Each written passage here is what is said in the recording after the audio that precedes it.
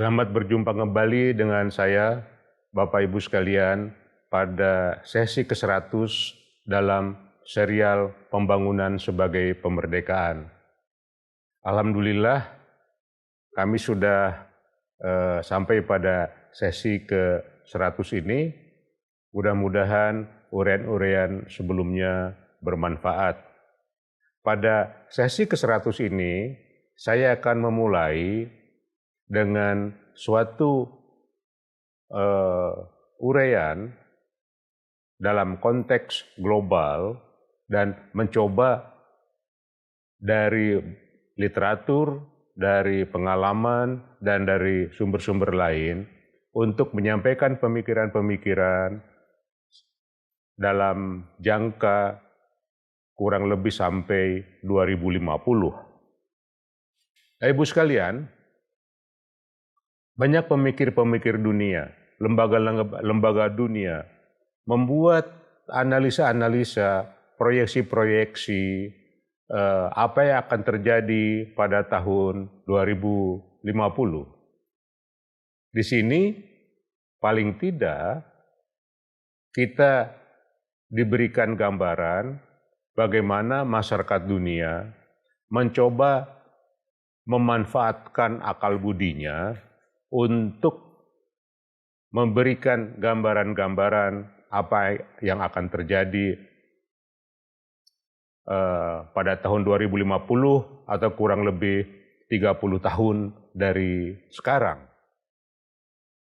Hal seperti ini sudah berlaku sejak periode-periode yang lalu, misalnya Club of Rome pada tahun 70-an, menyampaikan pemikiran-pemikiran juga apa yang akan terjadi pada tahun 2000. Vision 2020 yang dinyatakan pada tahun 2000 sekarang sudah kita lewati. Kita sudah masuk pada abad ke-21 tahun 2021. Bapak Ibu sekalian, dalam konteks pertanian, FAO memperkirakan penduduk dunia pada tahun 2050 berkisar antara 9 sampai kurang lebih 11 atau 12 miliar penduduk dunia.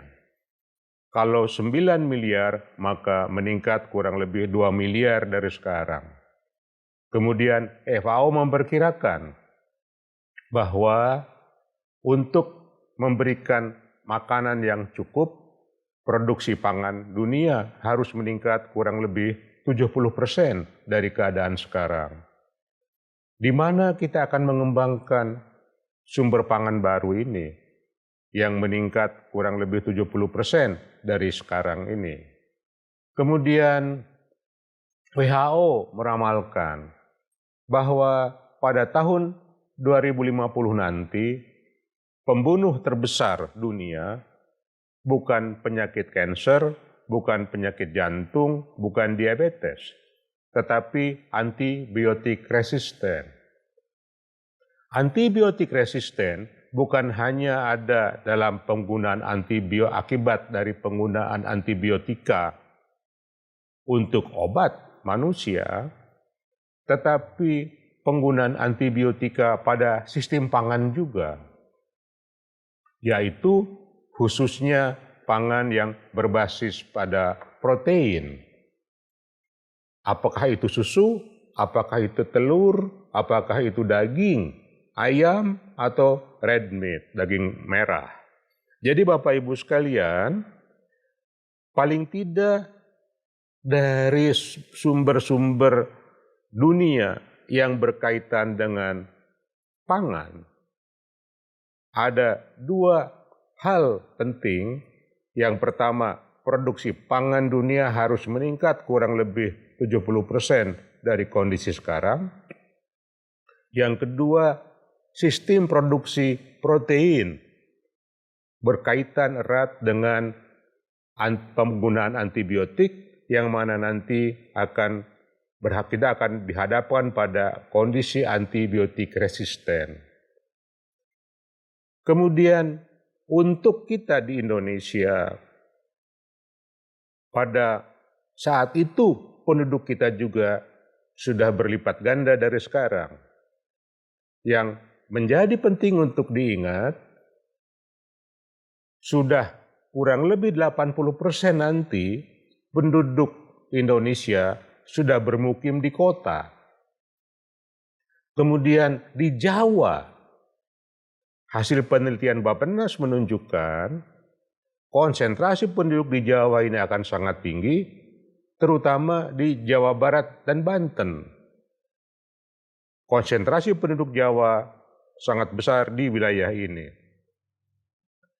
Dalam beberapa banyak uraian, saya mengungkapkan selain sifat tropika,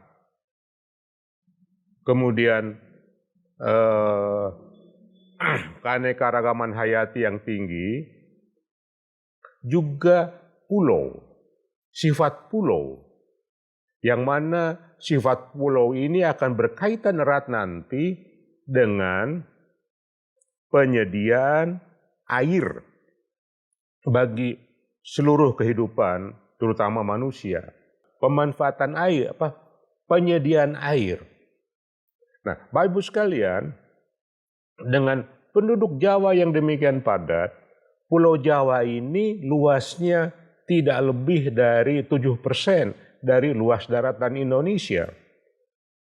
Dengan beban penduduk yang demikian besar, maka Pulau Jawa harus dilihat dari kacamata bukan hanya untuk pembangunan, tetapi kacamata konservasi.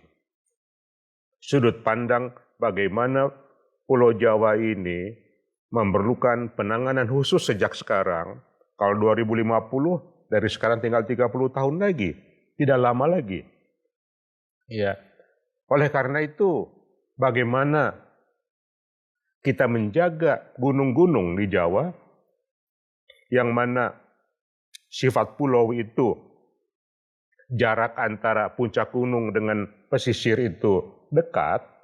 Artinya apa?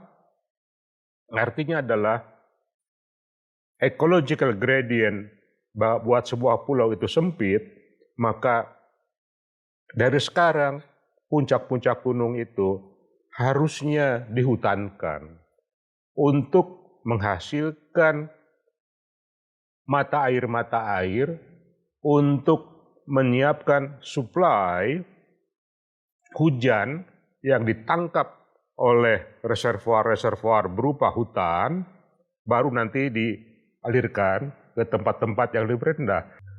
Nah, Bapak Ibu sekalian, apa implikasi dari uraian ini? Yang pertama, kita harus persiapkan bagaimana menghadapi 2050, terutama kita menyiapkan sistem pangan, sistem pertanian yang mengakar pada sifat-sifat intrinsik Indonesia, yaitu tropika, keanekaragaman hayati, dan kelautan, serta formasi kepulauan. Yang kedua, kita perlu memberikan prioritas konservasi. Gunung-gunung, hutan-hutan, terutama untuk penyediaan air masa depan kita, karena hutan adalah suatu ekosistem alami yang berperan sebagai pengatur tata air. Pengetahuan baru menunjukkan bukan hanya uap air yang akan dipompa ke atas pada musim kemarau katakanlah oleh hutan, tetapi mikroba-mikroba naik ke atas yang dinamakan bioaerosol. Tanpa ada mikroba ini, kemungkinan besar curah hujan kita akan berkurang sebagaimana yang terjadi di daerah gurun. Bapak Ibu sekalian, hal yang berikutnya adalah bahwa potensi laut sudah harus kita kembangkan, bukan untuk dieksploitasi berlebihan, tetapi dipelihara. Jadi seluruh potensi tropika, yaitu sumber daya alam yang seperti panas, lembab, dan basah, kemudian curah hujan yang tinggi, daratan dan lautannya, perlu dimanfaatkan, dijaga, dipelihara sesuai dengan prinsip-prinsip pembangunan baru sebagaimana yang diuraikan, yaitu prinsip menghemat lahan, prinsip sirkular, prinsip keanekaragaman hayati, prinsip kelautan atau kemaritiman. Itulah Bapak Ibu sekalian yang mana sangat penting untuk dijadikan perhatian utama dalam pembangunan sebagai pemmerdekaan demi Indonesia 2045-2050 nanti. Demikian uraian saya. Terima kasih atas perhatian Bapak Ibu sekalian.